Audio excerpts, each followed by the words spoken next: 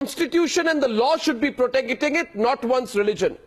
How is it the business of any religious groups or people like Asaduddin Owaisi to protect a citizen when it comes to fundamental rights? It's only going to be the Constitution. So I first want to begin on whether you accept the premise of the supremacy of the Constitution. Mr. Owaisi, please. Well, I have taken oath on the Indian Constitution, so has Mr. Jaitley and every member of Parliament. But please remember that the Constitution has fundamental rights and directive principles. Your today's program debate is on Uniform Civil Code. Under Article 44, that is a directive principle of the Constitution. So fundamental rights will always be above directive principles, whether it is right to equality, right to freedom of religion. But let me point out to you, I heard Mr. Jaitley's interview with you, and he was very clear in saying that if a uniform civil code comes into existence, the Hindu undivided family tax rebates will not go. Now, isn't that contravening the fundamental right to equality? That a tax rebate benefit is available to the Hindus, but it is not available to non-Hindus. That is infringement of fundamental right of equality. That is an clear violation of right to religion, equality before law.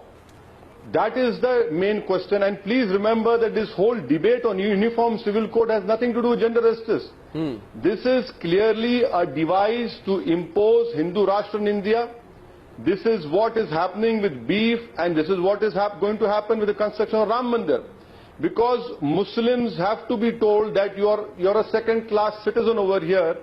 This is what Golwalkar said, and you should be disciplined. Now, if that is the case, can the BJP say categorically, in Goa, whatever law is there which allows Roman Catholics and the non-Roman Catholics to get married according to their religious laws, that will be taken off? If you talk about uniform civil code, can this government give a clear commitment that the protection given to Nagas and Mizos, we have given them safeguard that their cultural rights will be protected? This government is afraid to even bring into public realm the framework of Naga agreement. Even Times Now does not have a copy of that. You might be having copies of various documents, but you don't have a copy of that. We are straying now. Third point. No, please listen to me. Nalin, let us have a debate. Don't intervene. I will not intervene. That was me. That was not Nalin. So yeah, one sec. That was me. Arnab. Yeah, continue. But don't stray from the subject. That's all. No, I am Arnab. See, the premise of your question has to be answered, and please allow me to answer that. Now, Mr. Jaitley has not said that within Hindu system you have the Mitakshara and the Dayabaga school. What will happen to that inheritance? Now you talk about now you talk about gender justice. 2011 census clearly says 1.20 lakh girls got married at the age of 10, sorry. And 84% were not Muslims, they were Hindus. Now can this government talk about gender justice and this data is staring in front of you?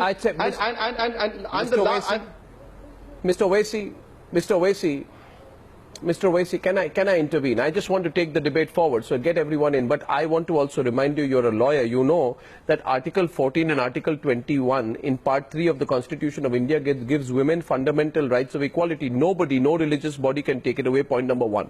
Point number two, if someone is saying that it is my freedom to practice religion, yes it is.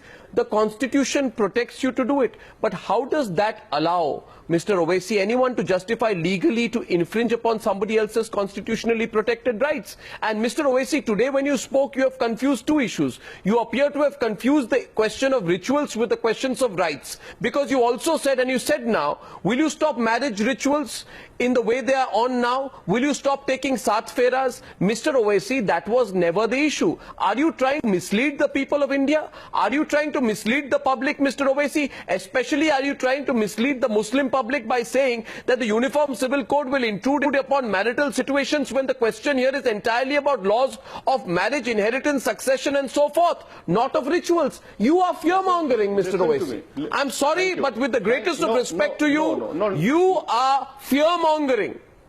And I don't know what is your motivation to do so. Are you done? Yes. I know I am. Thank you for giving me that respect. Now, please let me refresh your great memory of yours. Hindu Marriage Act 1955. Right? There is the Hindu Marriage Act 1955. Now, according to the Hindu Marriage Act, marriage is what? Marriage is a sacrament. And when you come to Muslims, what is a marriage? A marriage is a contract. Now, doesn't the Hindu Marriage Act says, Mr. Arnab Goswami, that the marriage is valid if the marriage, if one of the parties declares that he believes in Hinduism? Now, now can you differentiate rituals from them? No. Please understand, you talk about fundamental. I don't need to get your point. I have to say what my point is. You are jolly well, you have all the right to disagree with me, but I have my fundamental right to freedom of expression, and that is that this government has got its priorities wrong.